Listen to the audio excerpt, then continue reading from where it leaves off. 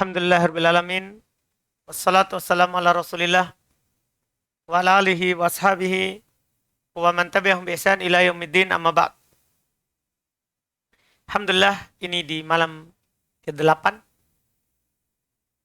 kita di bulan Ramadan masih melanjutkan kajian kitab Majalis Syahr Ramadan karya Syekh Muhammad bin Saleh Al-Utsaimin rahimahullahu ta'ala. Kita di malam hari ini masih melanjutkan majelis ke-8 terkait dengan pembagian manusia di puasa pada bulan Ramadan. Kita sudah mengambil 7 golongan. 7 ya. Hari ini insya Allah kita akan selesaikan di golongan yang berpuasa atau yang hidup ketika datangnya bulan Ramadan. Insya Allah kita ambil 3 di hari ini karena beliau akan menyelesaikan yang ke-8, ke-9, dan ke-10 insya Allah ta'ala. Kita baca bismillah. Bismillah. Qala Syekh Abu Abdullah Muhammad ibnu Salih Al-Utsaimin rahimahullah, Al-Majlis Al-Thamin fi baqiyati aqsamin nasi fi siyami wa ahkamil qada'i. Alhamdulillahi wahidil azim Al-Jabbar Al-Qadiru Qawil Qahhar Al-Muta'ali an tutrikahul khawatir wal absar. Wasama kullul makhlukin bisimatil iftiqar wathara athara qudratihi bitasrifil layli wan nahar. Yasma'u aninal mutnifi yashku ma bihi minal adrar wa yubsiru dabiban namlatis sawda'i fil laylatil dhulma'i alal ghor wa ya'lamu khafiyya dhamairi wa maknunal asrar. Sifatuhu kadhatihi wal mutashabbihatu kuffar. Nukirru bima wasafa bihi nafsahu ala ma ja'a fil qur'ani wal akhbar. Afaman assasa bunyanahu ala taqwa minallahi wa ridwanin khairun amman assasa bunyanahu ala syafa jurufin har. Ahmaduhu subhanahu alal masarri wal maddar. Wa asyhadu an la ilaha illallah wahdahu la syarika lah al mutafarridu bil khalqi wat tadbir. Wa rabbuka yakhluqu ma yasha wa yakhtar. Wa asyhadu anna Muhammadan abduhu wa rasuluh afdalul anbiya'i al-athhar. Sallallahu alaihi wa ala Abi Bakrin rafiqihi fil ghar wa ala Umar qami'il kuffar wa ala Uthmana syahidid dar wa ala Aliyinil qaimi bil ashar wa ala alihi wa ashabihi khususan al-muhajirina wal ansar wa sallama taslima. Baik, Masya Allah. Itu pendahuluan dari penulis rahmallahu ta'ala. Kata beliau rahmallahu ta'ala, al-majlisu as-samin, majlis yang ke-8. Fi baqiyati aqsamin nas, akan membahas sisa pembagian manusia fi siyam, pada puasa. Sekaligus beliau tutup dengan ahkamul qada, hukum seputar qada puasa Ramadan yang bagi yang luput. Kata beliau rahmallah, alhamdulillahil wahidil azim al-jabbar. Segala puji bagi Allah subhanahu wa ta'ala yang maha wahid, maha esa, maha tunggal, al-azim, maha agung, lagi al-jabbar, maha berkuasa. Al-Qadir, Al-Qawil, Qahar. Yang maha mampu, maha kuat, lagi maha menundukkan. Al-Muta'ali an tudrikahu al-khawatir wal absar. Yang maha tinggi untuk dilihat dan ya liputi oleh pikiran dan pandangan. Itu Allah itu meliputi segala sesuatu. Tidak diliputi oleh apapun. Bahkan pada pikiran dan pandangan. Allah maha besar.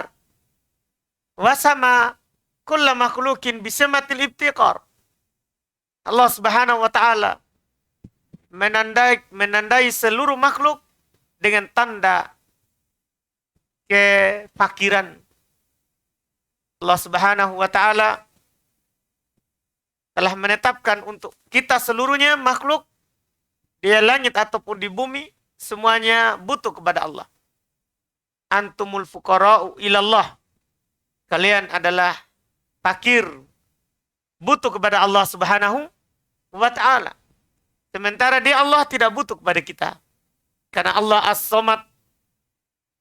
Allah subhanahu wa ta'ala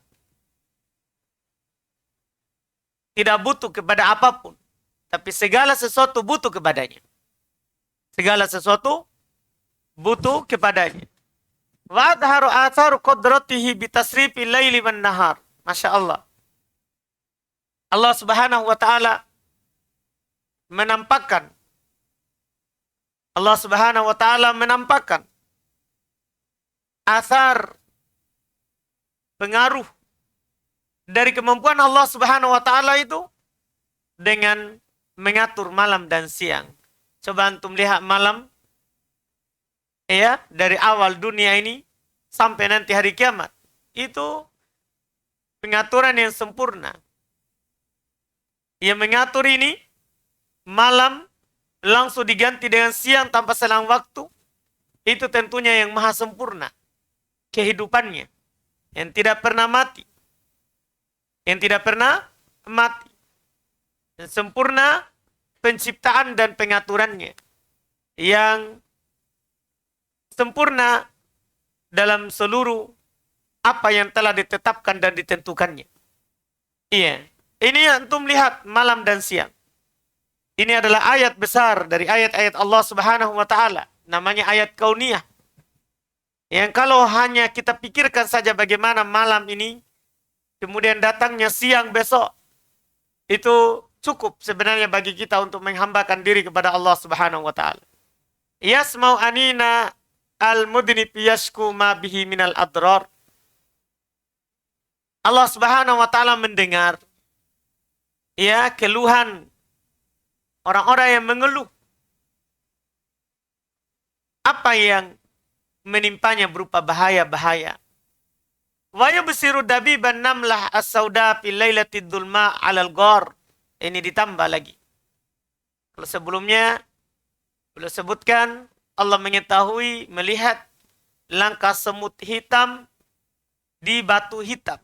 Kalau ini Allah subhanahu wa ta'ala melihat langkahnya semut hitam di malam yang gelap dan di dalam gua. Bayangkan, malam sudah gelap, kalau di luar gua saja itu gelap. Tidak bisa antum lihat.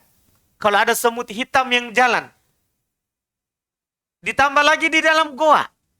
Ya, kegelapan di atas kegelapan. Tapi Allah subhanahu wa ta'ala melihatnya. Ini bagaimana kesempurnaan penglihatan Allah. Allah maha melihat, punya mata.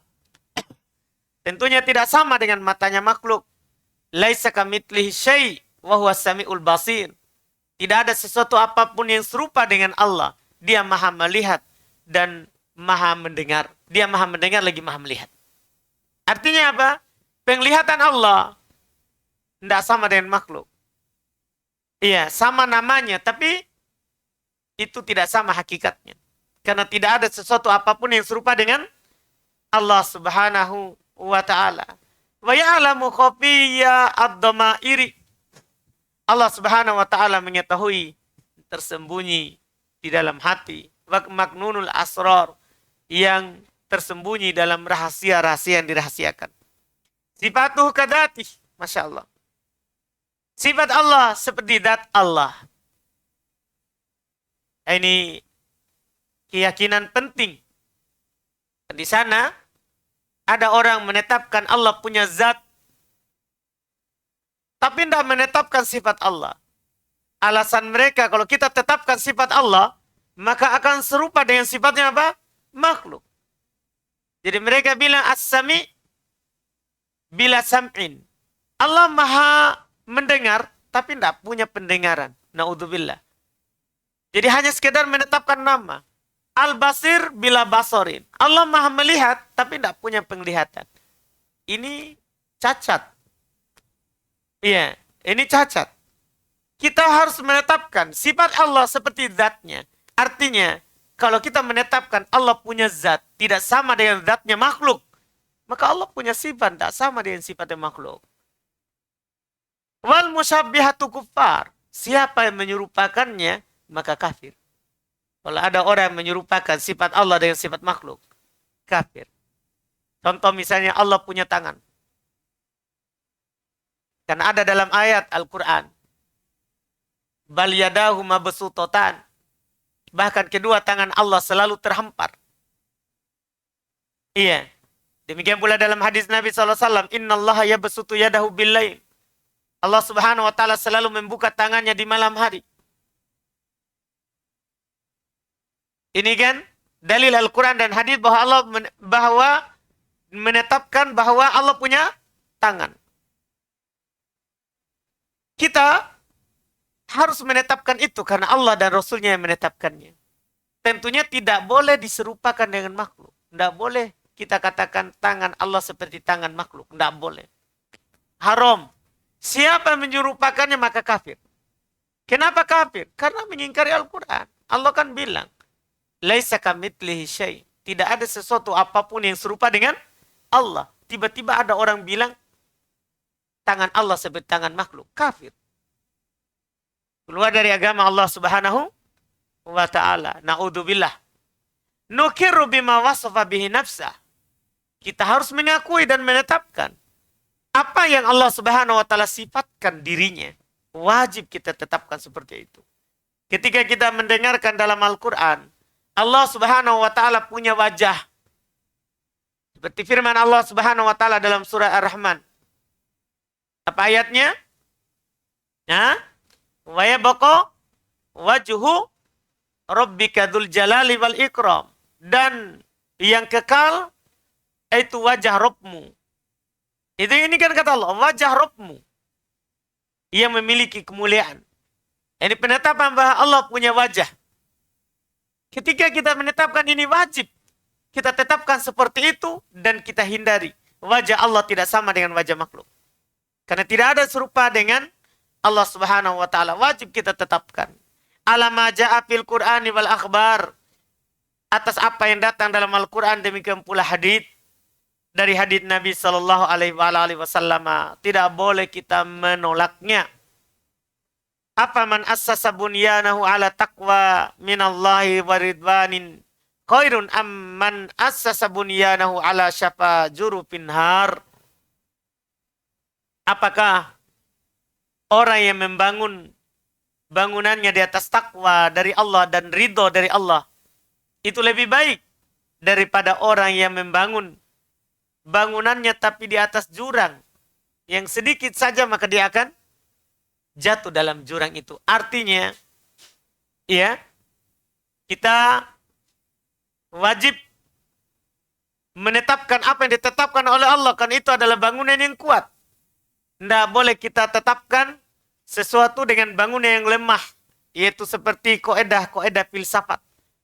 Kata beliau Ahmaduhu subhanahu alal masari wal madar. Saya memuji Allah subhanahu wa ta'ala atas seluruh kemudahan, seluruh perkara-perkara yang baik. Ya, demikian pula seluruh perkara yang ada dorornya dari takdir-takdir yang menyakitkan. Kita tetap memuji Allah karena tuntunan Nabi kita Muhammad SAW, kalau kita mendapatkan nikmat, kita baca Alhamdulillah bini'imatihi tatimmus sholihat. Dalam hadis Aisyah, segala puji bagi Allah, dengan nikmatnya sempurna kebaikan. Kalau kita mendapatkan perkara yang tidak mengenakan, takdir yang buruk, maka kita juga membaca Alhamdulillah ala kulli hal. Segala puji bagi Allah di atas setiap keadaan. Ini yang dituntunkan.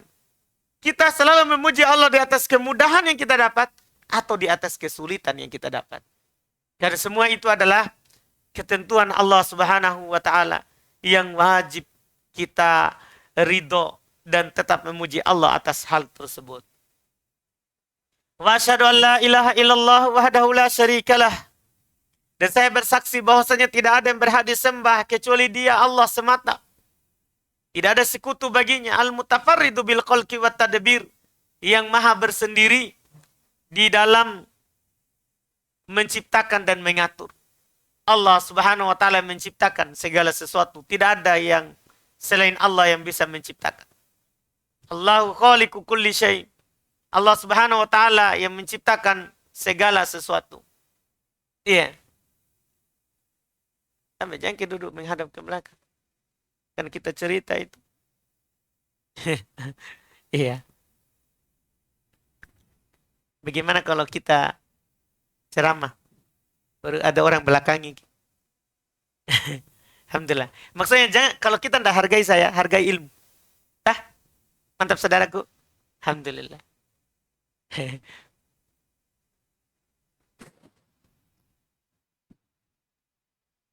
Jadi ini kata beliau rahmallah. Saya bersaksi kepada Allah semata yang tidak ada sekutu baginya, yang bersendiri dalam menciptakan dan mengatur. Tadi saya mau sebutkan ayat bahwa Allah yang menciptakan segala sesuatu. Allahu khaliqu kulli syai'. Allah Subhanahu wa taala yang menciptakan segala sesuatu. Semuanya. Itu Allah yang menciptakan. Demikian pula Allah yang mengatur seluruhnya. Allah Subhanahu wa taala yang mengatur seluruhnya. Kata Allah, wa rabbuka yakhluqu ma yasha'u wa yakhtar. Rabbmu Allah yang mencipta apa yang dikehendaki dan memilih apa yang dikehendaki. Wa asyhadu anna Muhammadan abduhu wa rasuluh. Saya bersaksi bahwasanya Muhammad adalah hamba Allah dan Rasulnya. Afdalul anbiya'il athhar. Nabi yang paling utama dan yang paling suci. Sallallahu alaihi wa ala Abi Bakr. Salawat Allah atas beliau dan kepada Abi Bakar. Rafiquhu fil ghar. Yang ikut bersama beliau di goa.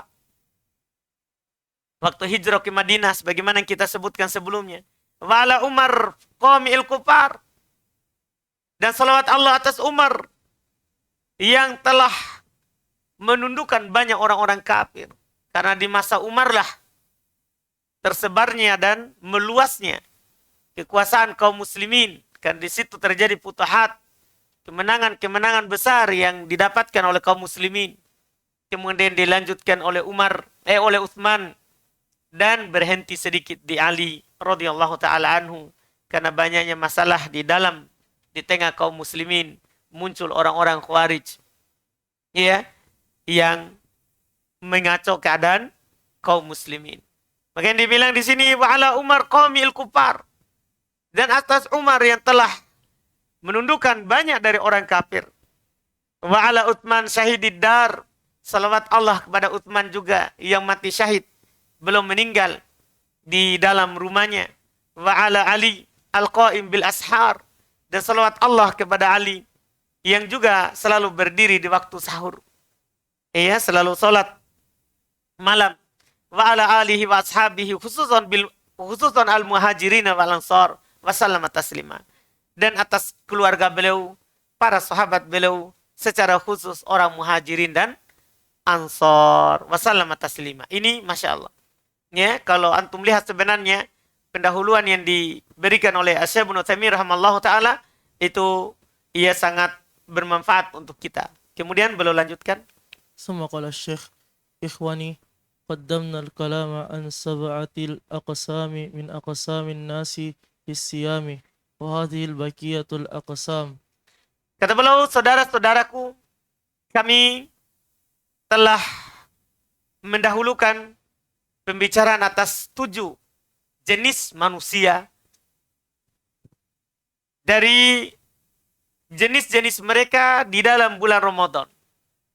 Antum sudah dapatkan banyak dari golongan mereka, ada yang wajib berpuasa, ada yang tidak wajib berpuasa, ada yang diberikan udzur untuk tidak berpuasa walaupun wajib baginya, sudah lewat sebagiannya 7. Dan sekarang beliau akan sebutkan sisanya, yaitu beliau katakan di awal di pertemuan yang lalu, di majelis yang ke-6 semuanya ada 10. Jadi sudah 7. Sekarang akan dilanjutkan yang ke-8, ke-9 dan ke-10. Kita baca lihat di yang ke-8. Fal qismus samin al-haidu fa yahrumu 'alaiha as-siyamu wa la yasihhu minha liqaulin nabiy sallallahu alaihi wasallam fin nisa ma ra'aitu min naqisati aqlin Minna kisoti wan naqisati aqlin wa dinin ashab lilubbi rajulil hazimi min ihdakunna min ihdakunna qulna wa ma nuqsanu aqlina wa dinina ya Rasulullah qala alaysa shahadatul mar'ati mithla nisfi shahadatir rajul qulna bala qala fadhalika nuqsanu aqliha alaysa idha hadat lam tusalli wa lam tasum qulna bala qala fadhalika min nuqsani diniha muttafaqun alaih. Baik. Ini yang pertama, yang ke-8. Golongan yang ke-8. Iya. Kata beliau fal qismu tsani, golongan yang ke-8 dari golongan manusia di bulan Ramadan. Al-haid. Seorang perempuan yang haid. Ketika datang bulan Ramadan dia haid. Apa hukum berpuasa baginya? Dan apa harus dilakukan kalau dia tidak berpuasa? Kata beliau rahimallah, fayahrumu alaihi siyam. Masya Allah. Haram bagi laki-laki yang haid puasa. Iya. Hah? Apa? Oh iya, alhamdulillah. Sadar semua antum ya? Iya, saya kira. Iya. Kata beliau rahimallahu taala, perempuan yang haid haram baginya berpuasa. Wala yasehu minha. Kalau dia berpuasa, tidak sah. Kan haram berpuasa. Kalau dia berpuasa dalam keadaan dia tahu kalau dirinya sedang haid, dosa. Karena dia melakukan yang haram. Kalau dia berpuasa, tidak sah. Karena Nabi SAW bersabda, bin nisa, tentang perempuan, ma ra'aitu minna kisoti aklin wadin. Saya, kata Nabi SAW, tidak pernah melihat orang yang kurang akal dan kurang agama. Adhaba lilurub birrajul al-hadi min ihdakunna. Iya, yang katanya di antara bentuknya yang adhaba lilurub birrajul al-hazim. Kalau diterjemahkan secara umum, yang paling lemah dari yang diciptakan dari seorang laki-laki, dari lub ar-rajul, dari tulang rusuk seorang lelaki, min ihdakunna, daripada perempuan. Iya. Jadi mereka dibilang kurang akal, kurang agama, dan yang paling lemah dari yang diciptakan dari seorang laki-laki. Kulna, para perempuan waktu itu bertanya, mana kisatu aklina wadinina ya Rasulullah? Apa kurangnya akal kami dan agama kami, wahai Rasulullah? Jadi Nabi katakan kan mereka adalah orang yang kurang agama, kurang akal.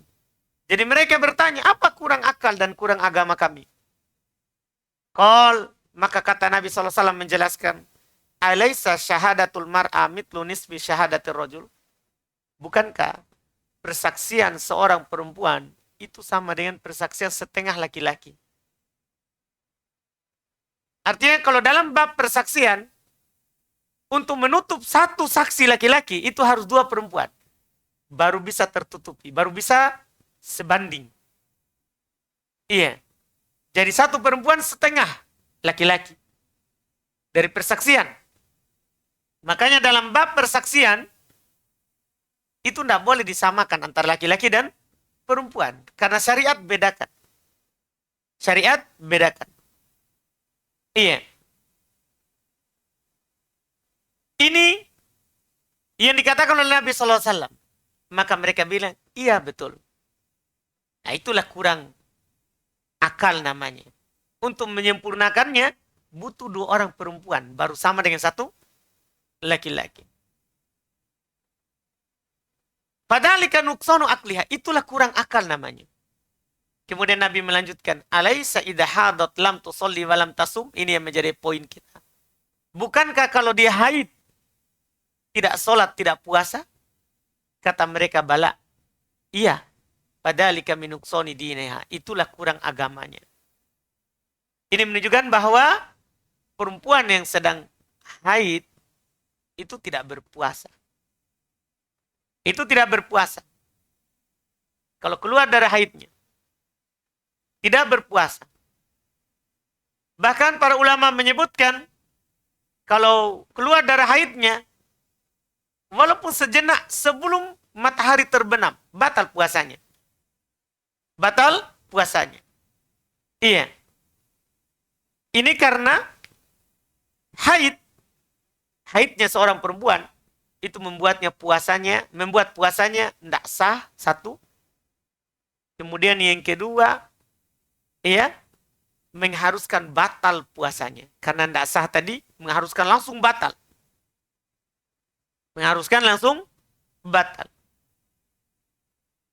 Dan disebutkan juga oleh ulama rahimahumullah, kalau dia suci di tengah hari di bulan Ramadan, juga tidak sah langsung dia puasa waktu itu. Karena puasa Ramadan butuh niat dari malam. Paling lambatnya adalah sebelum fajar. Ini yang mereka sebutkan. Demikian pula perempuan yang nifas, sama hukumnya. Tahu nifas? Yaitu seorang perempuan yang keluar darah saat melahirkan atau setelah melahirkan. Sama hukumnya. Antara yang haid dan nifas. Misalnya sekarang dia lagi hamil besar. Nanti tiba-tiba tengah Ramadan melahirkan. Tentunya akan ada darah nifas. Maka ketika itu tidak boleh lagi dia berpuasa. Dan kalau dia berpuasa, tidak sah puasanya. Tidak sah puasanya. Ini hukum yang ke-8 dari golongan manusia yang datang bulan Ramadan, ya, dia haid, demikian pula dia nifas. Sekarang yang ke-9. ثم قال القسم التاسع المرأة إذا كانت مرضعا أو حاملا فخفت على نفسها أو Ala nafsiha, على نفسها أو على والد alal waladi, على الولد من الصوم فإنه تفطر لحديث أنس بن مالك الكعبي رضي الله عنه قال قال رسول الله صلى الله عليه وسلم إن الله وضع عن المسافر شطر الصلاة وعن المسافر والحامل والمرضع الصوم أو الصيام أخرجه الخمسة وهذا لفظ ابن ماجه ويلزمها القضاء بأعداد الأيام التي أفطرت حين يتيسر لها ذلك ويزول عنها الخوف كالمارد إذا برئ. Baik, Masya Allah. Ini yang ke-9. Golongan manusia yang dijumpai oleh Ramadan. Al-mar'atu idza kanat murdi'an au hamila. Seorang perempuan kalau dia sedang menyusui atau hamil. Seorang perempuan kalau dia menyusui atau apa? Hamil. Tapi ada syaratnya, tidak semua perempuan yang sedang hamil atau menyusui dibolehkan untuk tidak berpuasa. Beliau bilang, wa khafat ala nafsiha au alal walad minas saum. Dia khawatirkan dirinya kalau dia berpuasa akan lemas, tidak mampu karena sedang menyusui atau sedang hamil, atau dia khawatirkan anaknya. Kalau dia berpuasa akan berbahaya bagi janinnya di dalam perut atau anaknya yang sedang dia susui. Anaknya yang sedang dia susui. Artinya kalau tidak berbahaya, wajib dia berpuasa. Wajib dia berpuasa. Jadi kalau membahayakan, ada keterangan dari dokter. Jangan dulu puasa, berbahaya bagi janinnya. Paham kan? Jadi itu yang dianjurkan. Sebelum datang bulan Ramadan, supaya kita hukumnya nanti yakin, periksa dulu di dokter. Kita bawa ke sana, tanya, gimana nanti puasa? Kalau dokternya bilang, insya Allah dokter juga, Masya Allah. Karena mereka yang tahu keadaannya. Paham kan? Iya. Mereka yang tahu keadaannya ini nanti, kalau ibunya puasa, berbahaya nggak atau tidak bagi bayinya? Dokter tahu. Iya, dokter tahu. Nggak boleh bermudahan. Kadang perempuan ya, mungkin kadang juga karena mereka berpendapat fidyah. Jadi mereka bermudahan. Berpendapat apa? Fidyah. Karena berpendapat fidyah ini memudahkan perempuan yang hamil untuk tidak berpuasa. Yang gampang, lebih enak bayar makanan satu orang miskin daripada berat puasa, lapar. Ini sebab kemudahannya. Sebab bermudahannya mereka. Makanya sebagian ulama kita akan melihat sebentar apa pendapat yang kuat dari seorang yang hamil atau apa? Menyusui. Apakah qadha atau fidyah. Kita akan bahas sebentar, ada yang diisyaratkan oleh penulis. Iya, jadi harus di keterangan dokter berbahaya atau tidak. Karena mereka yang tahu berdasarkan apa? Penelitian. Penelitian. Kalau sudah ada keterangan dari mereka, Masya Allah, mudah juga bagi perempuan itu puasa. Mudah. Belum bilang, kalau dikhawatirkan berbahaya bagi dirinya atau anaknya, tuftir. Dia boleh tidak berpuasa. Boleh tidak berpuasa. Kami ingatkan, yaitu keterangan dokter. Karena dia yang tahu. Kita tidak boleh sembarang melakukan itu. Karena nanti kita akan bermudahan dengan rukun Islam. Ini kan rukun Islam. Berpuasa. Iya. Apa dalilnya kalau boleh berbuka bagi perempuan hamil atau sedang menyusui? Beliau katanya berdalil dengan hadits Anas bin Malik Al-Ka'bi radhiyallahu ta'ala anhu, Rasulullah sallallahu alaihi wasallam bersabda, "Innallaha wadda 'anil musafiri syatras shalah." Allah Subhanahu wa taala meletakkan, menggugurkan setengah solat bagi musafir. Setengah solat. Karena duhur 4 rakaat menjadi berapa? 2. Asar 2. Maghrib tetap 3. Isya 2. Kan setengah. Iya. Setengah solat diletakkan. Wa anil musafir wal hamil. Ini poin kita. Wa anil musafir wal hamil wal murdi as-saum. Demikian pula Allah Subhanahu wa taala meletakkan, menggugurkan kewajiban ya puasa bagi musafir, hamil, dan yang sedang menyusui. Ini diriwayatkan oleh Imam 5 dan ini lafaz Ibnu Majah. Kemudian belum mengingatkan wa yalzamuhal qadha. Ini pendapat Asy-Syaikh Ibnu Utsaimin. Dan wajib baginya untuk qadha, bukan fidyah. Bi adadil ayyamil lati aftarat. Sesuai dengan bilangan yang dia tidak berpuasa.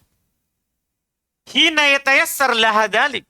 Ketika itu dimudahkan, kecuali dipersulit lagi, sulit baginya untuk qadha.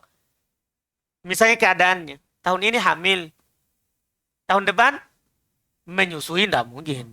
Menyusui, masa hamil lagi. Cepatnya itu. Tahun ini hamil, tahun depan, kan menyusui kan 2 tahun kan? Tahun depan menyusui, tahun depannya lagi, baru hamil lagi, karena sudah mau 2 tahun. Iya. Hamil lagi, tahun depan lagi. Ini kan bertumpu kewajibannya kalau kita katakan qadha. Iya kan? Bertumpu. Wah, tersiksa ini kalau dia ganti. Iya kan? Nah, ini namanya sulit baginya. Di sini kita katakan apa? Sama dengan orang yang sakit yang sakitnya itu terus menerus. Apa hukum orang yang sakit yang terus menerus sakitnya? Yang kemarin kita bahas. Fidyah begitu. Tapi kalau ini bentuknya mudah baginya, maka dia qadha. Dan ini pendapat yang kuat yang dipilih oleh Syekh Ibnu Utsaimin. Di antara dalil mereka, itu hadis yang beliau sebutkan. Di sini Allah gandengkan di hadis ini. Musafir dan siapa? Hamil serta menyusui. Musafir, apa yang kewajiban baginya? Qadha atau fidyah? Qadha. Ini digandengkan begini menunjukkan sama hukumnya. Karena kalau tidak sama, tidak digandengkan. Walaupun pada hakikatnya dalam masalah ini ada silang pendapat. Ada silang pendapat. Ini pendapat mayoritas yang ini. Yang mengatakan qadha. Dan mengatakan qadha ini, ya saya sendiri sudah amalkan ketika berpendapat qadha. Itu orang di rumah tidak pernah tidak berpuasa.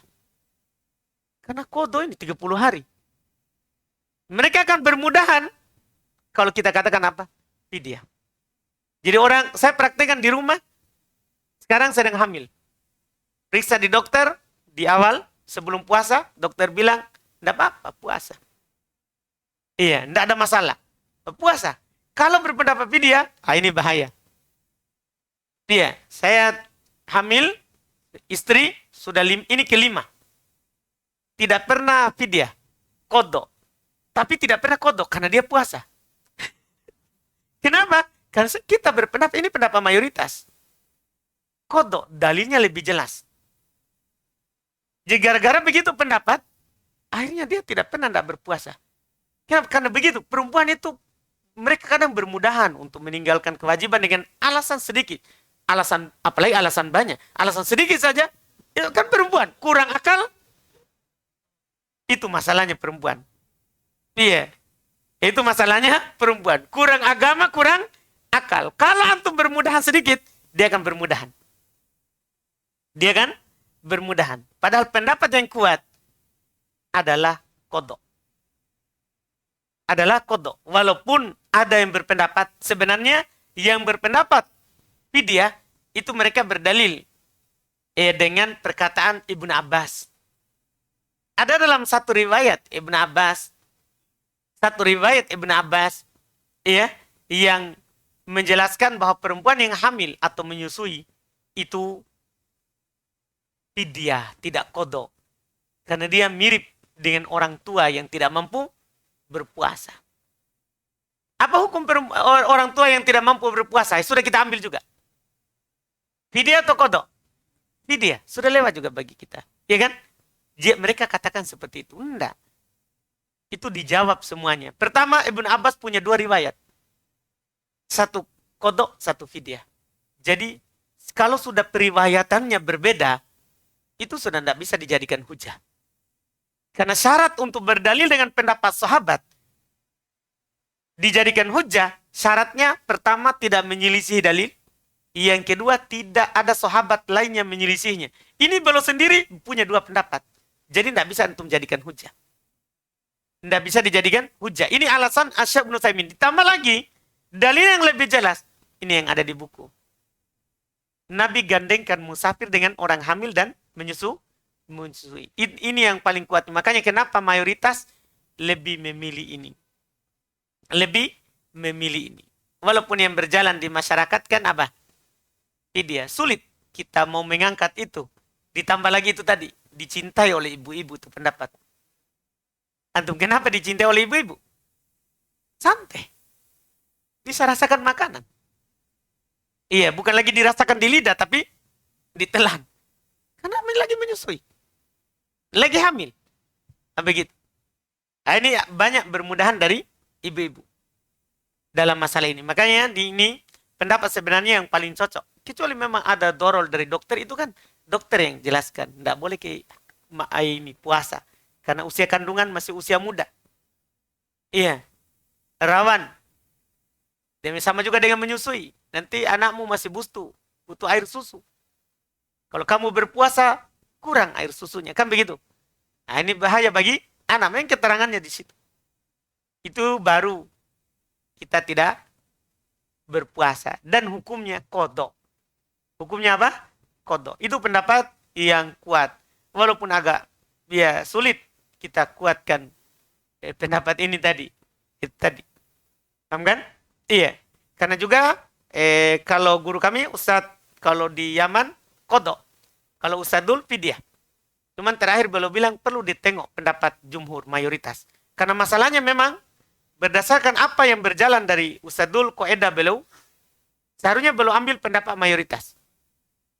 Seharusnya. Karena biasanya beliau kalau dalilnya seperti itu, beliau akan memilih pendapat mayoritas. Beliau akan memilih pendapat mayoritas. Iya. Sulitnya begitu tadi. Sulitnya orang terima pertama karena kita ya memang berbeda. Di situ kan, tapi kan tidak bisa kita taklid. Karena dalil dari Syekh Utsaimin, bukan saya menyelisihinya. Saya siapa tong. Kan begitu. Bukan saya menyelisihi. Kadang orang kan, apa tong itu. Ya, beraninya dia selisih. Bukan saya, ini Syekh Utsaimin.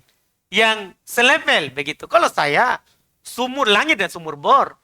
Jangan dibandingkan. Cuman kenapa kita pilih? Bukan karena sayanya. Tapi karena memang dalilnya yang penjelasan Syekh Utsaimin lebih begitu.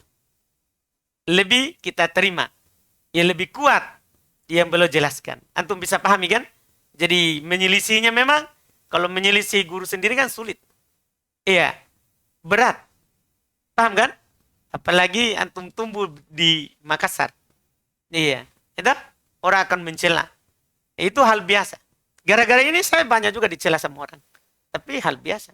Santai, ini kan masalah fikih. Orang punya dalil. Orang punya dalil. Santai saja. Yang mencela itu karena tidak tahu saja. Tidak tahu. Orang rata-rata belum belajar. Belum belajar. Gara-gara begini kadang saya dikatakan, jangan tanya sama itu. Sembarang ngomong. Iya, Anda dikirim sama teman. Santai saja. Saya bilang gak usah. Iya, gak usah dilayani orang begitu. Biasa saja. Masa gara-gara begitu kita berkelahi. Iya. Jadi santai. Ini kan bukan dua pendapat sebenarnya dalam masalah ini. Ada 4 pendapat. Antum bisa baca pembahasan saya di kitab semua tentang puasa Ramadan pas di bab fidyah. Dalam masalah ini ada 4 pendapat, bukan 2. Tapi yang paling terkenalnya itu 2. Yaitu fidyah atau apa? Qadha.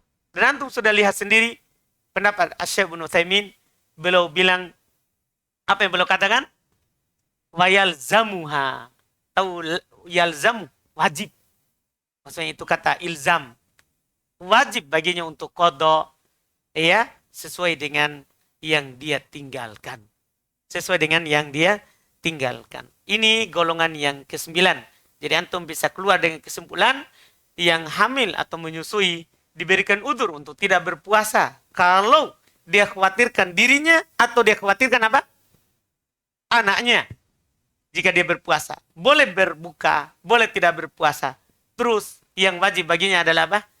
Qadha, tidak fidyah kalau mudah baginya. Kecuali sulit yang seperti kasus yang Anda sebutkan tadi itu. Ya, pertama nikah, hamil, datang puasa berikutnya menyusui. Setelah itu hamil lagi. Setelah itu menyusui lagi, hamil lagi sampai 10 anaknya. Begitu. Kalau kita katakan qadha 10 tahun. Ya kan? 10 kali 30. Hah? 300 hari. Hah? 1 tahun dia qadha ya kerjanya. Kapan suaminya? Menderita suaminya. Iya kan? Kan sebulan ini saja dia menderita. Iya kan? Begitu. Apalagi mau setahun. Puasa terus. Nah, ini kan berat baginya. Berat. Nah, ini makanya belum persyaratkan tadi. Lihat. Ini semuanya sesuai dengan hikmah begitu. Makanya boleh ingatkan. Wajib qadha. Tapi boleh ingatkan. Hina yatayassar laha dalik. Ketika itu mudah baginya. Artinya kalau masyaqqah. Berat baginya qadha. Ya al-masyaqqah tu tajlibu taisir. Itu namanya kaidah lagi. Kalau ada yang sulit ya harus dipermudah. Selama tidak menyelisih syariat. Antum bisa paham ini? Itu alhamdulillah. Yang ke-10 dan terakhir ini.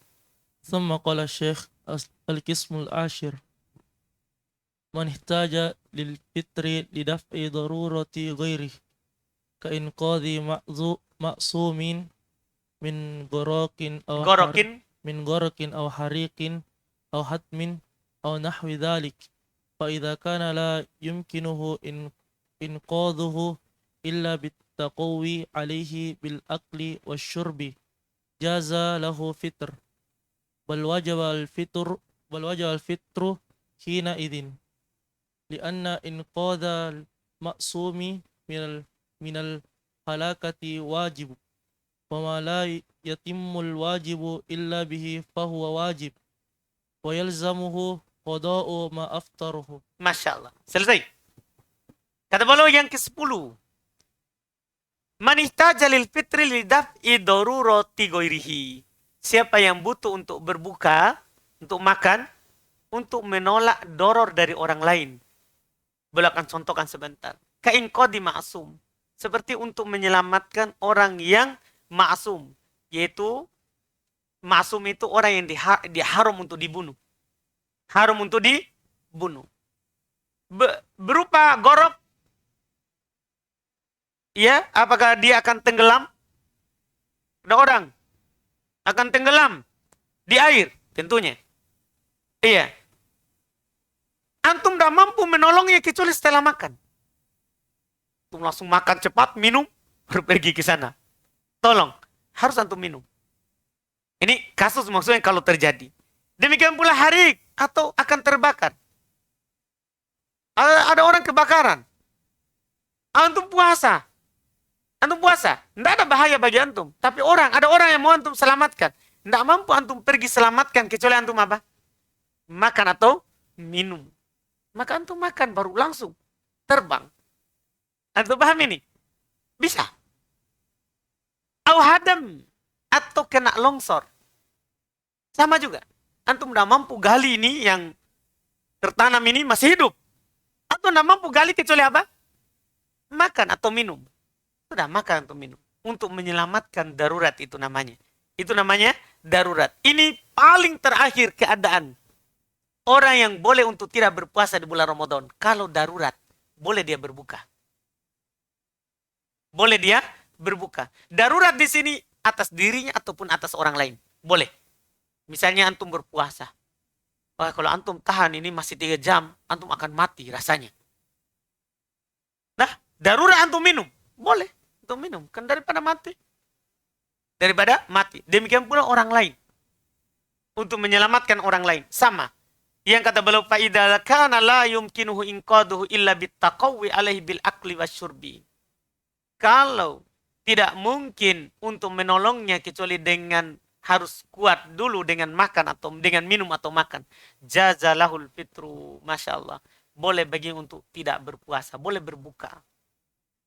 Boleh berbuka ketika itu. Kenapa? Li'anna inqadal ma'sumi minal halakati wajibun. Perhatikan ini. Karena menyelamatkan orang yang terjaga, darahnya yang tidak boleh dibunuh, itu dari kebinasaan wajib. Wajib kita menyelamatkan orang.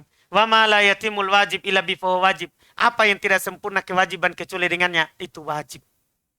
Itu wajib. Kan tidak sempurna kita menolong orang kecuali dengan makan atau minum. Maka wajib kita makan atau minum.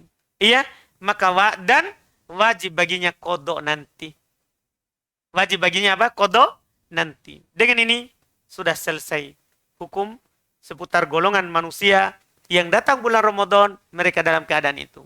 Jadi sekarang kita sudah tahu semuanya hukumnya. Iya, yang paling pertama yang belum sebutkan dulu adalah yang wajib berpuasa. Yaitu kalau dia balik, berakal, sehat, lagi tidak safar. Ini kan yang wajib. Setelah itu belum sebutkan hal-hal yang punya udur.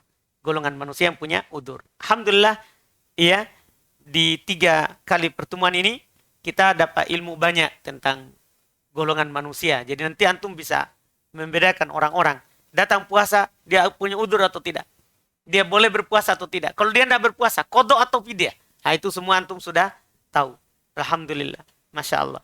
Walaupun ini saya katakan dulu di awal sebenarnya dalam pembahasan fikih, tapi belum masukkan juga di majelis Ramadan karena ini penting bagi kita ketahui. Alhamdulillah. Insya Allah besok baru kita lanjutkan lagi di majelis yang ke-9. Kita cukupkan. Siapa yang mau baca besok? Hadir kemarin siapa yang tunjuk? Tidak ada yang tunjuk ya? Oh tadi Ji. Oh Masya Allah. Siapa yang baca besok? Hmm? Siapa? Antum? Ada di buku?